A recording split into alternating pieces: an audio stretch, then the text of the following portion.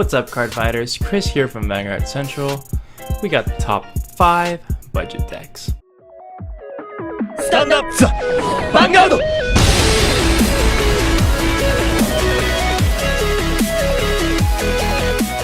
Alright, so we got 5 budget decks. I would consider these probably the best. There might be a few that I didn't think about, that I didn't include, but you know, there's that. Just a brief rundown of how like layout is. I'm going to talk about some of the key cards, like the deck strategy, like that. Give some prices for the key cards, like how much the deck might cost, and then I'll just slap on a little list, and you guys can pause the video on the list if you guys want to write it down or something like that. Some things to know about the list: there's no G Guardians. I kind of forgot those, so there's that. And so yeah, no G Guardians, so make sure you pick those up if you do play the decks, because G Guardians are like pretty important right now. And also, these decks are just things I threw together really quick, so they're not going to be like really play tested, like super optimized. They're just kind of lists to give you an idea of where to start if you don't really know where to begin, basically. So you know, they're very, very rough draft build. But anyway, let's get into it. So the first deck is Raging Form. We got Raging Form Dragon, duh. Raging Rap Dragon, duh. And then Mana as like kind of our key cards. Mana is just super good because it fetches out grade 1s, it grabs mauls, it grabs limit break enablers. It basically gets whatever you want for the right situation. And Raging Form and Raging Wrapped are obviously the restanders, the main kill conditions of the deck. And so the deck plays kind of a very aggressive style where you just try to push your opponent with restands as quickly as you can, like before they get their defenses really solidified. So that's kind of the deck style, the play style of the deck.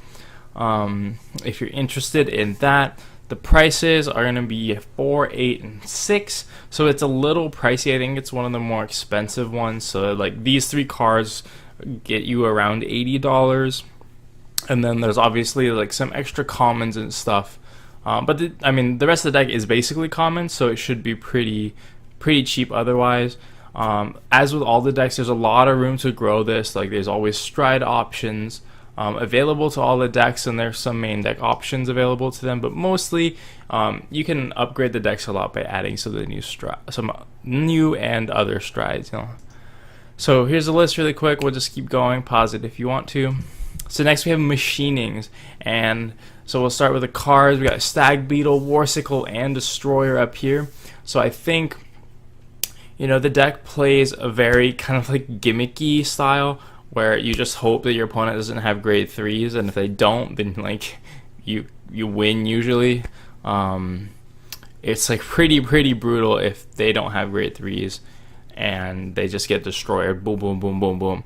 So that's like the style of the deck, kind of like a gimmicky, hope your opponent doesn't have grade 3s. But, you know, it works because Destroyer needs 4 units, and Stag Beetle and Warsicle are really good at superior calling units, so it has some advantage in that sense.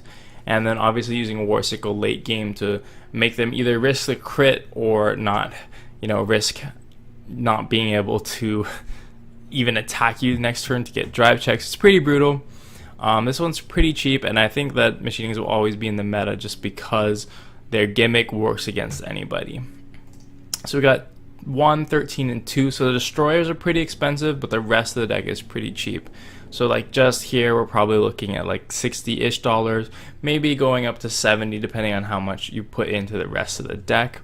And so here's the list really quick. Obviously G guards, extra strides will up the deck a lot, but just a little sample to get you guys started. So Rush Novas, there's been so much hype for Victor ever since the Worlds happened, and Victor got like 4th or 3rd. I can't remember exactly, but like everyone's really hype about Victor. So if you're looking to get into Nova Grapplers or try it out, but you don't really know where to start, you don't want to spend all the money for Victor, especially as it's getting hyped, I think that the Rush like keyword based deck is actually really strong. It's really cheap, and it can get you pretty far. Or like it has very powerful effects for the costs. So some of the main cards, main / most expensive cards are the Perfect Guard, Cool Hank, and Bustard. So let's talk. I mean, Cool Hank is just so good. It enables a restand and gives power. Twin Blader is just a perfect card, and it says a lot that like a $2 perfect card is one of the most expensive cards in the deck. And Bustard is going to be the main stride. I think it's just a really powerful stride. It's a little like underrated, I think, because you get one restand on the first stride, and you can get, you know, full field restands later. Well, not full field, but you can get, you know, 5 attacks off on the next turns. And you can also get Vanguard restands depending on how much cards you have in hand. So I think it's a very powerful stride, and it's pretty cheap, pretty underrated. So we have 4, 5, and 3. So that comes out to like around 62. It's more than 60, around 70-ish again. So again, with the rest of the deck being commons, it's pretty easy to put this together for a like low budget. Again, don't forget the G guards. Let's move on. So 7Cs. This is not the grade 1 Rush 7Cs, although you could build that as a potential budget deck. I wanted to show that even the grade 3 stride oriented 7Cs is actually pretty budget right now, with the reprint on Night Mist making him like $1. Kind of like the Nova Grappler deck. Some of the most expensive cards in this deck like aren't even the grade 3s, right?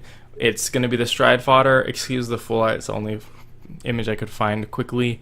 Negro Rook and Night Mist are your like key most expensive cards, and they're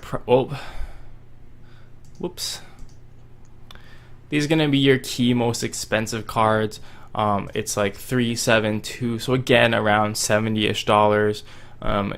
There might be some, like, you know, might go above 70 depending on like the rest of the deck, but it's a pretty solid deck. It can play around control. It has really the ability to do anything. There's some text that could be put in the deck that I haven't put in the deck list, like skeleton cannoneers or pokers to help you play around certain matchups even better. So it's a really strong deck. I don't think you can really ever count out the 7Cs deck. It's really consistent, and brings in a lot of advantage pretty easily. So I really like the grade 3 7Cs deck, so check out the list really quick. Again, it's just a sample, so don't take it for word for word, like, oh, this is the best deck, I saw it in the top budget decks. No, like, do your research, find some other decks as well, compare and contrast, see how you want to play it. So the last budget deck we're going to talk about is Noir, the 5th one. Again, actually, so I should mention, these aren't in like a specific order. It's not like Raging Form's the best or Noir is the best, but I do think that Noir is one of the best budget decks. It's super good. You just get so much offense, so much draw power, and it happens so like very quickly. It's a very early game oriented deck, especially with Binoculus dropping because of the reprints. So some of the main cards are the Stride Fodder, Cath Palug, and Noir.